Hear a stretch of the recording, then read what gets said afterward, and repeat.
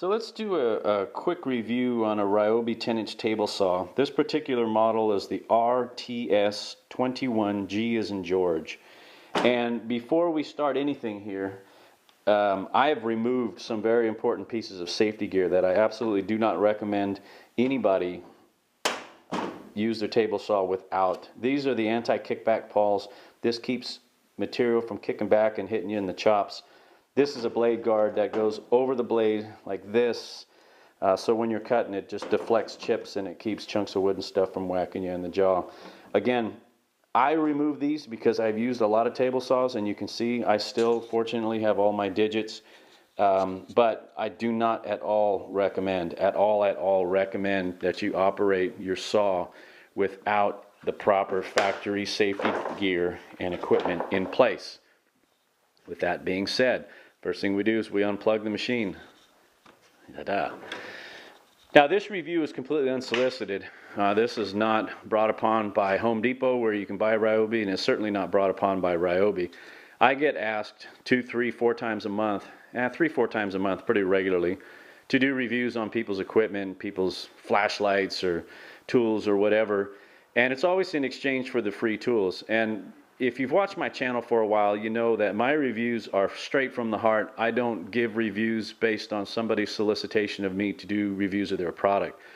I just feel, and a lot of people do that. And don't get me wrong, if that's the kind of channel you got and that's the kind of things you like to do, that's fantastic. That's your gig, but that's not my gig. I don't like to feel that I have to check in with them before I make a video for pros or cons. I don't feel like I have to give somebody a favorable review because they're giving me a piece of equipment to review. I do it with stuff that I've researched out, with stuff that I've used, real deal, real life use, and I'm just giving you my honest opinion on the piece of equipment. I don't do a lot of reviews, but for some reason this little guy here, or little girl, I don't know, I didn't look underneath to see if it was a boy or girl, or what it currently identifies with in today's politically correct society, but this little machine here just impressed me, and I thought I'd turn the camera on and talk to you about the old Ryobi 10-inch table saw. And if it's something you're looking for and you want to get into a table saw for under 200 bucks, let's talk about some of the cool and some of the not so cool things about this piece of equipment. Blade guard. There's reasons for why I've done that myself. Do not under any circumstance operate your table saw without all the proper safety gear, factory safety gear in place. Do I make myself extremely and very clear? Do not do what I do. And I'm not here to give you a table saw safety tip. I'm just telling you, this is not safe the way it is. The way I'm going to show you, I'm just going to talk about the saw. That's not the way to use the saw. I'm just saying. I had a buddy of mine about 3 or 4 months ago now, just lost 3 fingers. No, he lost 2 fingers. We call him three-finger Donnie now because, well, table saw. So first thing we're going to do is unplug this thing. Yeah. Now, to start things off, this is not my saw. This was provided to me by the property owner for a job. It's a long story, but he felt the need to provide me with a table saw here on site, and it saved me from hauling up my $800 machine in my little bitty truck. But this machine here, he got it for under $200. I think it was $176 or $178 plus tax. And when he told me he was buying me a new table saw, I got excited for a minute until I came and I saw it. And honestly, I looked at this cute little lime green Ryobi and I said, man, what kind of pile of junk did he buy? It comes with the blade guard, the pawls. It comes with a push stick that conveniently is located and stored right here. That's kind of cool. I guess it keeps it handy, right? Keeps it out of the way. It's below the top of the deck. It's got a rip fence here that's pretty easy to move in and out. It's not the smoothest operating thing in the world, but then again, it's a under $200 saw. It has this little push deal here that stores on the side that you can push material through to do cross-cutting. The stand is collapsible. This green section is not. That is the table saw. You can do a counterclockwise quarter turn on this, and it unlocks the saw from the legs, and the legs came with it. That's not extra. And then the legs just compress down in the center, kind of like those pop-up tents. It's that same design in that these guys slide down and it just comes to the center and it stores nice and tight. You're able to cut up to 27 inches Look at it, it's already coming out. Yeah, that's kind of a disappointment. I could fix that. Maybe I will before I go. So this slides out to allow you to run up to a 27-inch wide piece. This leg here kicks out, so it gives you a little extra support. That's all the way out. That's about 10 or actually probably close to a foot. Gives you an extra foot of table space there. Let me do this. 10.5 inches. Sorry, I always confuse 10.5 inches with 12 inches. It's all right, and the upside of this thing is, like I said, I kind of laughed at it a little bit at first, but the proof is in the pudding, and look at how much sawdust that I've had this table saw make in about a day, just over a day's worth of work.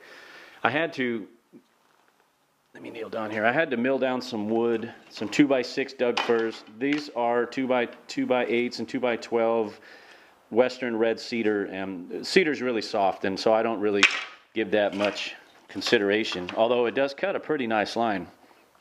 Fairly accurate for an under $200 saw. That's I'm extremely pleased with this thing. Let's just put it that way. So these are Doug fir. These are 2x6 by 8 wet Doug fir. Not Home Depot wet, you know, where you bring the wood home and by the time you get the wood home it already has leaves growing out of it. But this is pretty wet, environmentally wet, because it's been raining up here and this was an outdoor lumber yard. And it's not kiln dried, it's just regular Doug fir. And I had 16 of these guys to cut to fit these patio doors, and I took them in 2 bites. I did, see the first bite I went to here, you can see the line a little bit, and then I flipped and rotated the board, and I came and I took the rest of it out. Some of them were as thin as this, which is pretty impressive, I think. You know, it's not my $800 table saw, but for under 200 bucks, I couldn't bog that thing down. Honestly, I took about a 3.25 inch pass. I had that blade's 3.5 inches all the way up, so I had it up about 3.25 inches.